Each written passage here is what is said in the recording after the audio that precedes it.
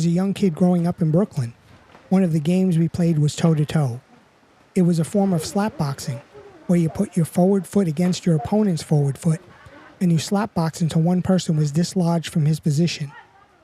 It was a painful process of learning how to absorb and nullify the opponent's slap while administering back a series of blows to knock him off balance.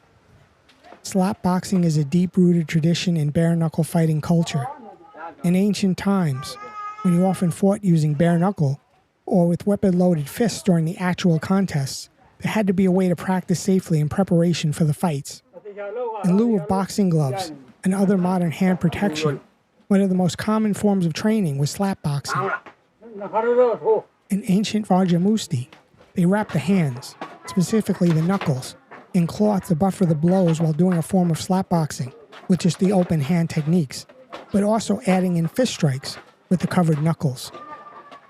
In Southeast Asia, specifically Thailand, Burma, and Cambodia, a form of progressive slap boxing was taught as part of the active training process.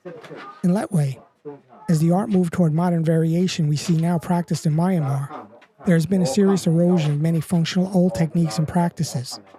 My teacher, the late Seiya Yuki, said the newer training routines with boxing gloves were a tremendous asset to preparing for a bare-knuckle contest, but he also felt that the slap boxing progression should be taught because within the bare-knuckle arsenal, there's open hand blows that could be strengthened with extensive hand conditioning. In the beginning, working with just open hand strikes, the person learns how to slowly deal with incoming blows. Stress is placed on not flinching from the incoming blows, as well as covering, countering, and positioning yourself to deliver maximum strikes, while evading or putting yourself just out of reach while launching your own counter. Simultaneously, Seiya Yupi-jo would have the fighters practice boxing drills with gloves on, and clinching drills with only knees, adding in progressive but often painful hand conditioning, demonstrating that the practice could incorporate everything from ancient to modern.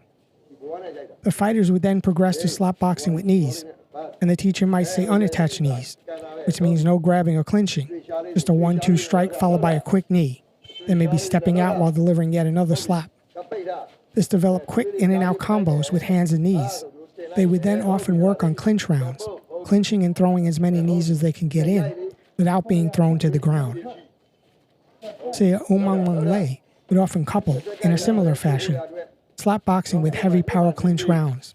This in the end would lead to full sparring practice matches, with all tools safely incorporated, from slaps to knees, to kicks to trips and throws.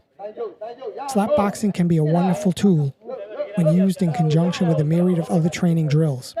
It shows how one can keep an ancient training tool and use it within the context of a modern training routine.